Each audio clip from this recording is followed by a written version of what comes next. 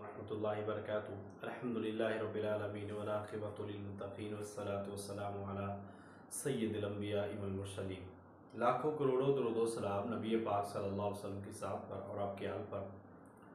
मोहतरम स्कॉलर्स, उम्मीद करता हूँ आप अल्लाह के फजल से खैर वफीद के साथ होंगे। आपने एजुकेशन यूनिवर्सिटी का अभी टेस्ट हुआ है और मैं उम्मीद करता हूँ कि जिन लोगों ने वो टेस्ट दिया है उनका टेस्ट वो बहुत अच्छा हुआ होगा और इंशाल्लाह इस महीने जो अगस्त के अंदर जो है आपका ऐड आ रहा है पंजाब यूनिवर्सिटी का एमफिल का और 90 to 80% चांसेस ये भी हैं, 80 to 90% चांसेस ये भी हैं कि वीकेंड प्रोग्राम पे जो एमफिल इस्लामिक स्टडी है जिसमें कंपैरेटिव स्टडी ऑफ रिलीजन है और वर्ल्ड इकोनॉमिक्स है, तो उस हवाले से भी आपके एडमिशन होंगे। तो इस हवाले अगर से एडमिशन हो तो 30 ओपन मेरिट पे होती हैं, मॉर्निंग में 30 ये 90 सीटें और 30 शेख ज़ैद में तो 120। तो ये एक अच्छा चांस है कि आप पब्लिक यूनिवर्सिटी से एमफिल करना चाहते हैं तो आप इस तरह कर सकते हैं।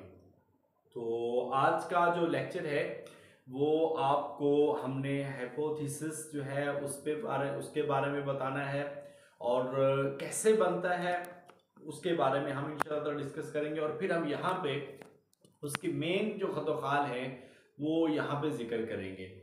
इस हवाले से आपको ये बता दें कि सबसे पहले आपको जो तहकीक के लिए एक किताब की ज़रूरत होती है वो आपको पता होना चाहिए। पीएचडी के अंदर रेफरेंस स्टाइल्स पूछ लिए जाते हैं और पीएचडी में उसूल तहकीक के हवाले से बात ज़रूर होती है। एमफिल के हवाले में उस कदर ज़्यादा नहीं है मगर उसमें हाइपोथेसिस ज़रूर होता है। मगर पीएचडी के थीसिस में आपको रिसर्च मेथोडोलॉजी उसके बारे में सवालात होते हैं। तो इस वीक में आपकी क्लास यही है उसूल तहकीक की। अब उसूल तहकीक में वो सर डॉक्टर इमरान साहब इंशाल्लाह आपसे वो तफसील के साथ डिस्कस करेंगे। मगर यहाँ पे आप कुछ चीज़ें आप ये देखें कि कुछ सवालात ऐसे होते हैं जैसे तस्वीद मकाला है, ये सवाल हो जाता है। रेफरेंस हार्वर्ड स्टाइल है, शिकागो स्टाइल है, वो क्या है, कौन सा है। तज्जियाती तरीका कौन सा होता है, एनालिटिकल जो मेथड क्या है और ऐसे कंपैरेटिव मेथड क्या है, ये आपका तरीका कार पे बात की जा सकती है। फिर रेफरेंस देने के स्टाइल हैं, जैसे कि किताब का जो रेफरेंस दिया जाता है या किसी मकतबा का रेफरेंस दिया जाता है या किसी जरायद और रसाइल के रेफरेंस दिए जाते हैं। तो ये चीज़ आपको पीएचडी लेवल को ये हर सूरत आनी चाहिए और बेसिकली इसी रिसर्च ही पीएचडी होती है, पोस्ट डॉक्टरेट और डॉक्टरेट, ये सारी रिसर्च ही चलती है। तो आप जब इसको पढ़ेंगे रिसर्च को और उस पे असूल तहकीक को पढ़ेंगे तो ये चीज़ें वहाँ पे बुनियादी डिस्कस होती हैं। तो इंशाल्लाह ताला वो आपको कल की क्लास में आपको करवाएंगे।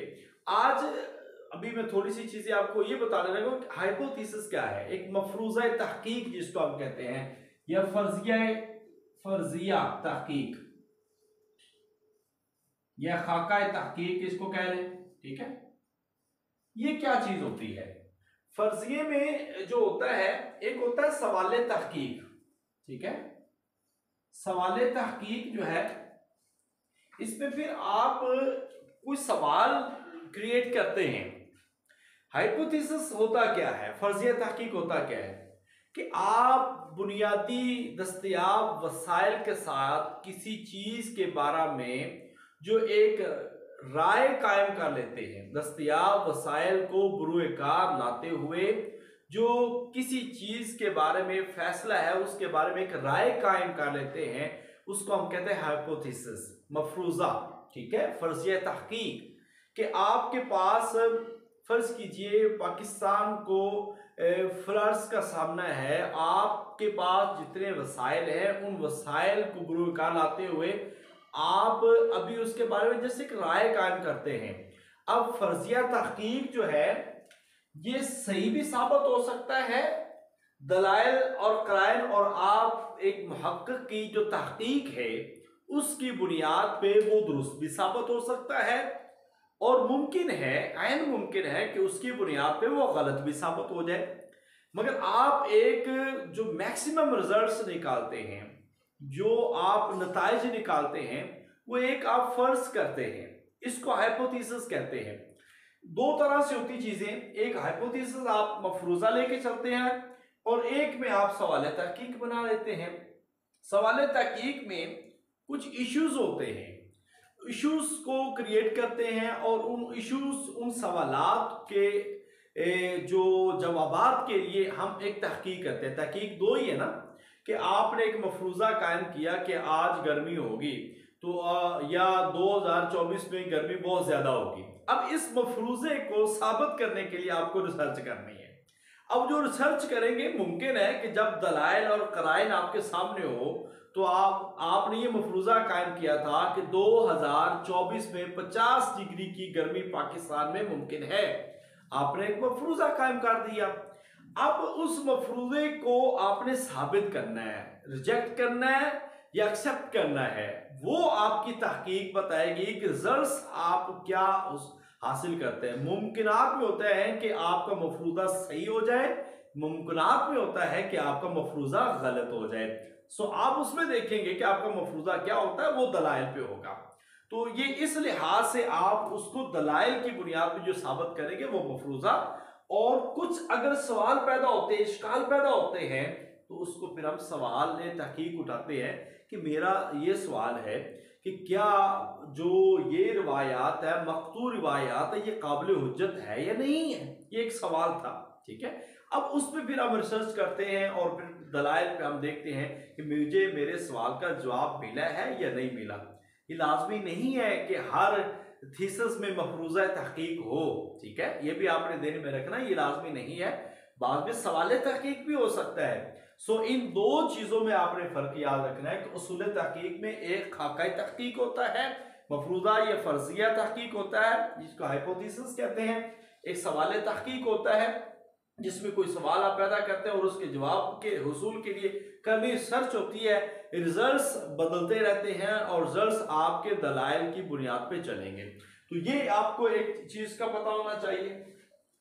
अब इसके बाद जो आपका खाका तहकीक है, पीएचडी के अंदर सबसे बड़ा सवाल और सबसे ज्यादा मार्क 10 नंबरों का ये सवाल होता है, मफरूजा तहकीक, जो एक खाका तहकीक बनाना होता है। देखिए बाज़ औक़ात तो ये टॉपिक तय होता है, कोई तयशुदा टॉपिक जो है वो आपको दे दिया जाता है कि आप इस उन्वान पे आपने जो तहकीक जो वो जो लिखनी है, इस उन्वान पे आपने एक खाका बनाना है।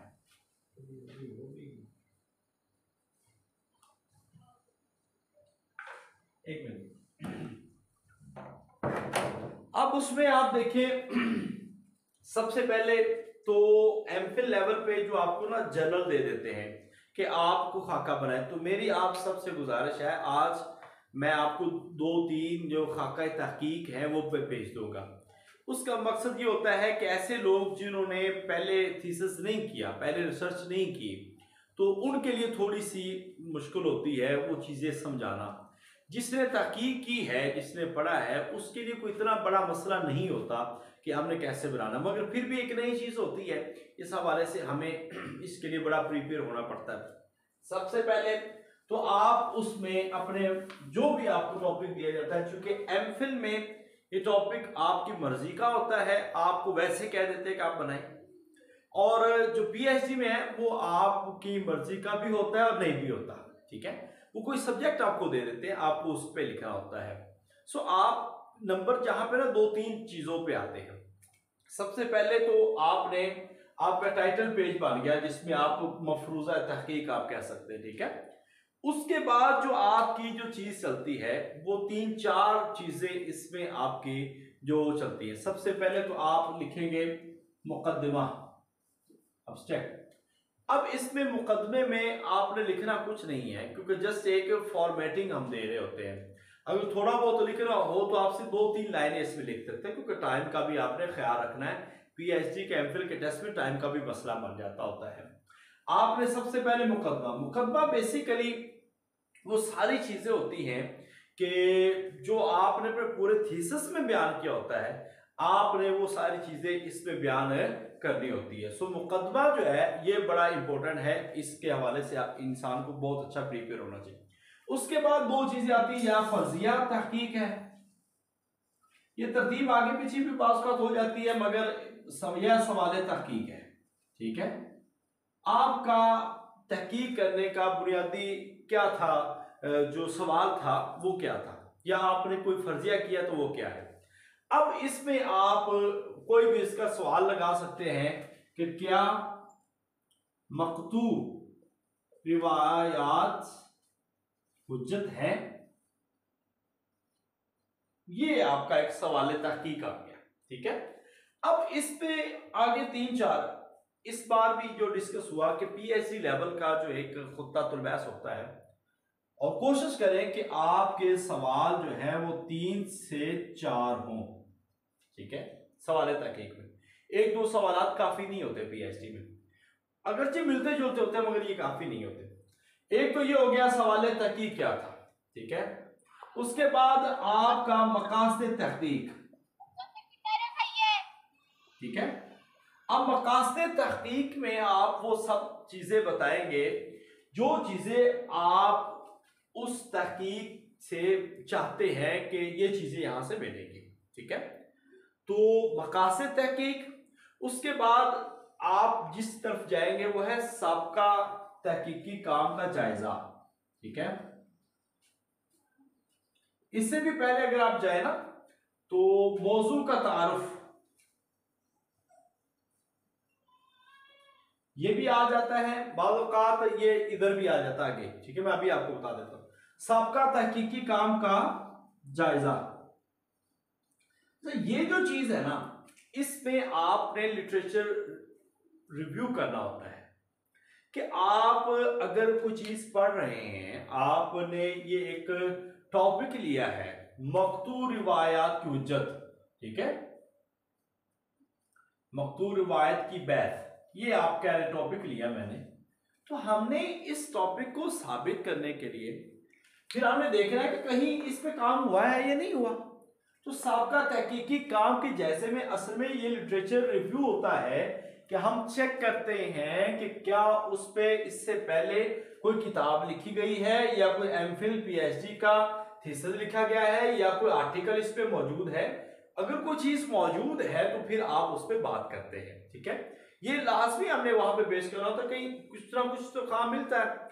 टू द पॉइंट, अगर काम आपका नहीं भी मिलता, इससे मिलता जुलता अगर कोई काम मिलता है तो आप उसका रिव्यू करें कि उसने अगर काम पहले किया है तो उसमें किस नौइयत का काम किया गया है, उसमें किन किन चीजों को डिस्कस किया गया। ऑब्वियसली ये सारे एमफिल जो करते हैं उन सबको इल्म है, मगर उन लोगों के लिए ये नई चीज है।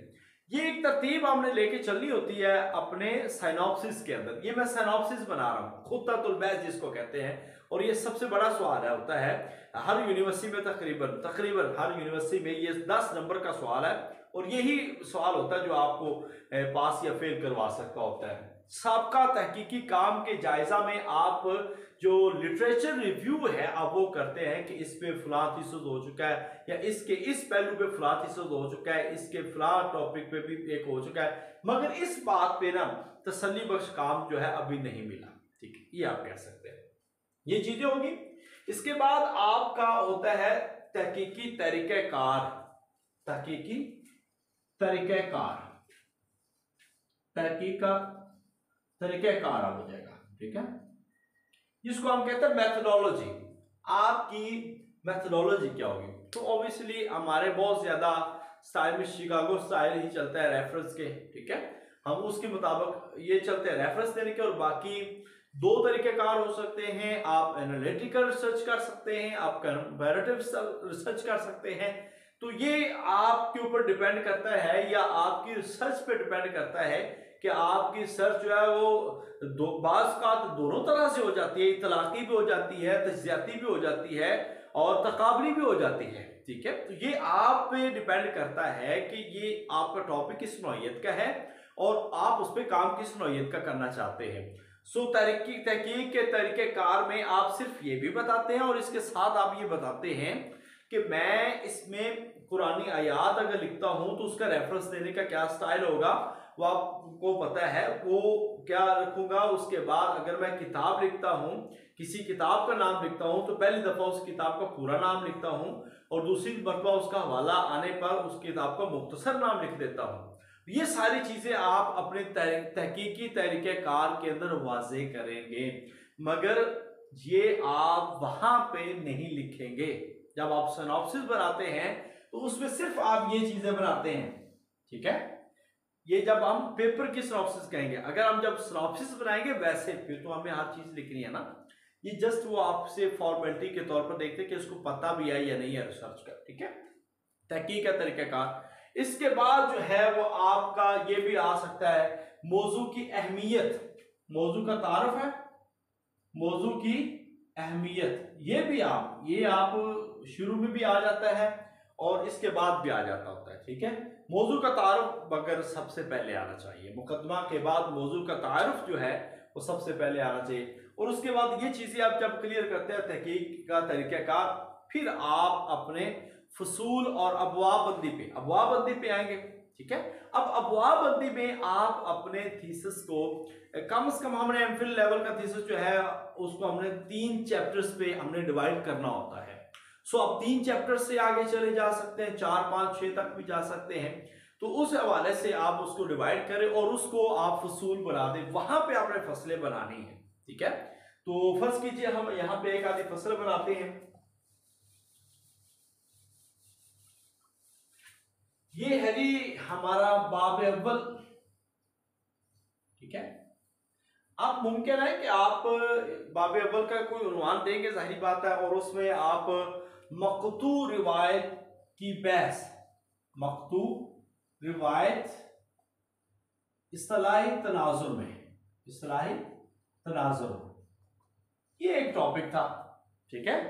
तो आप इसमें आप फसूल बनाएंगे, फसले अव्वल, फसले दोम, फसले सोम, ये आप पे डिपेंड करता है कि आप कितनी बनाते हैं। और फिर इस लिहाज से आप कह सकते हैं कि लुग़वी एतबार से मकतू रिवायत, ठीक है।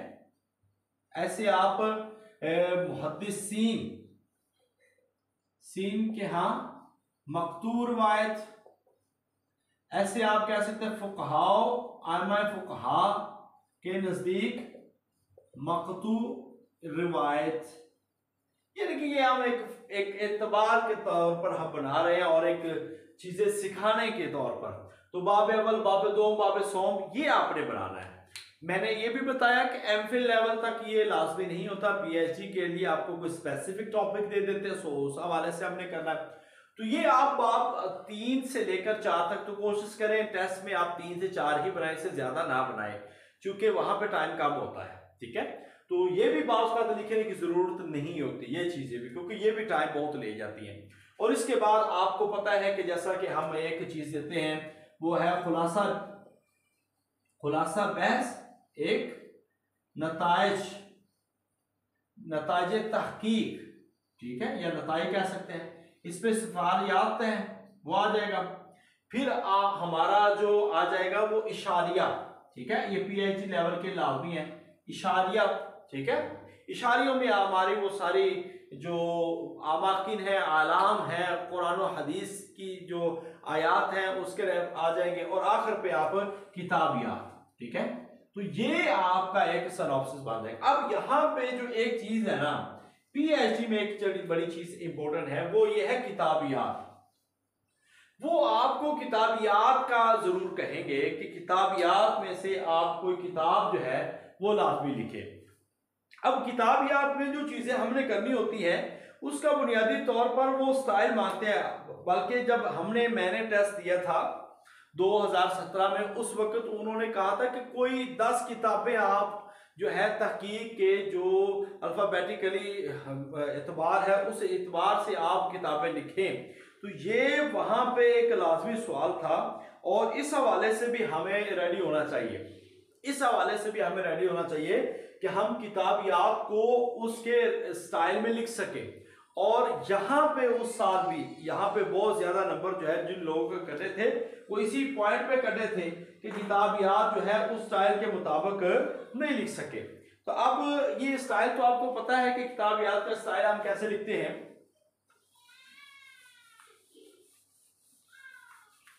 मैं अभी वो सिर्फ आपको ये चीजें थोड़ी सी बता देता हूं कि हमने सबसे पहले आप टॉपिक पे इज़हार तशक्कुर है, उसके बाद आप मुकदमा है, मुकदमे के बाद आप अपने साबका तहकीकी काम का जायजा ले सकते हैं। मौजू तहकीक का तारुफ पहले पेश करेंगे, ठीक है। उसके बाद साबका तहकीकी काम का जायजा, मौजू तहकीक की अहमियत, और उसके बाद आप जिक्र करेंगे जो आपके बुनियादी सवालात थे या मफरूज़ा था। इसके बाद आप मकासद तहकीक और उसलूब तहकीक पे बात करने के बाद आप अबवाबंदी करेंगे। तो ये एक तरीकाकार होता है और इसमें मुख्तलिफ जो उसलूब आप अपनाते हैं उनको हमने वाज़े करना होता है। ये भी मैंने आपको बता दिया कि तहकीक के जो मराहिल हैं ये असल में जब हम रिसर्च करेंगे तो फिर उस पर पता चलता है कि आप कौन से सोर्सेज इस्तेमाल करते हैं, सानवी इस्तेमाल करते हैं या बुनियादी सोर्सेज इस्तेमाल करते हैं, सेकेंडरी करते हैं या बुनियादी लेवल के आप सोर्सेज इस्तेमाल करते हैं, तो वो भी आप लिखेंगे।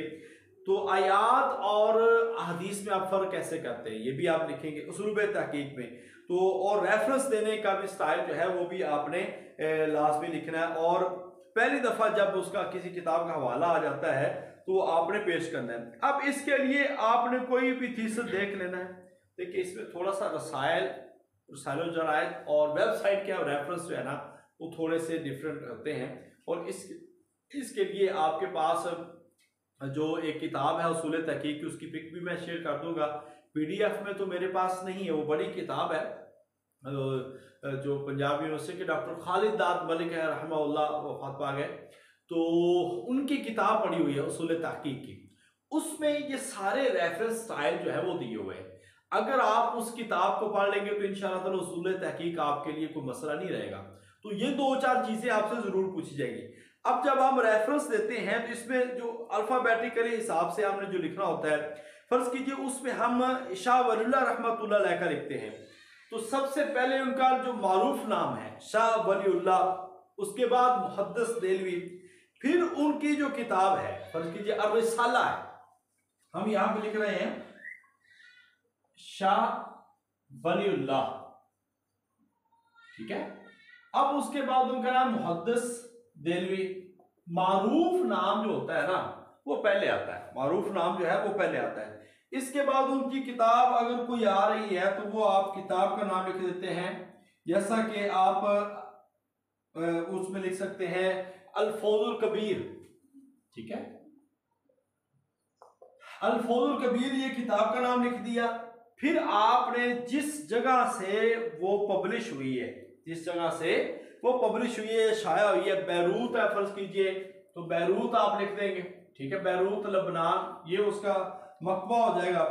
और आखिर में जो मकबा है दारुल फिक्र है या कोई भी है वो मकबा लिख दे। फिर आप यहाँ पे सन्ने इशात लिख देते हैं, आखिर पे सन्ने इशात। तो सफ़ा वगैरह वो आप शुरू में लिखेंगे, जब आप फुट वो रेफरेंस के स्टाइल होते हैं वो फुट नोट देते हैं या आप आखिर पे देते हैं, तो उस हवाले से भी। तो ये आपने जो रेफरेंस स्टाइल है और किताब याद बनानी है ना, ये आपने जहन में रखना है कि हमने कुछ 10-12 किताबें इस स्टाइल पे बना के लेके जानी है, ताकि आप उसको पहले रट लें कैसे कैसे लिखना है, कौन कौन सी किताबें लिखनी है। सिर्फ वो स्टाइल आप चेक करेंगे कि क्या इन्होंने उस स्टाइल को फॉलो किया है या नहीं किया। तो बाकी आपके हाइपोथेसिस में यही है, इसके अलावा और कुछ भी नहीं है। तो इंशाल्लाह ताला उम्मीद करता हूँ आज का लेक्चर आपके लिए बहुत फायदेमंद रहा होगा। अब 2 चीज़ें उसूल तहकीक का भी आपको पढ़ाने हैं सर ने, ठीक है, वो हमने पढ़ाने हैं, वो आपको पढ़ाएंगे।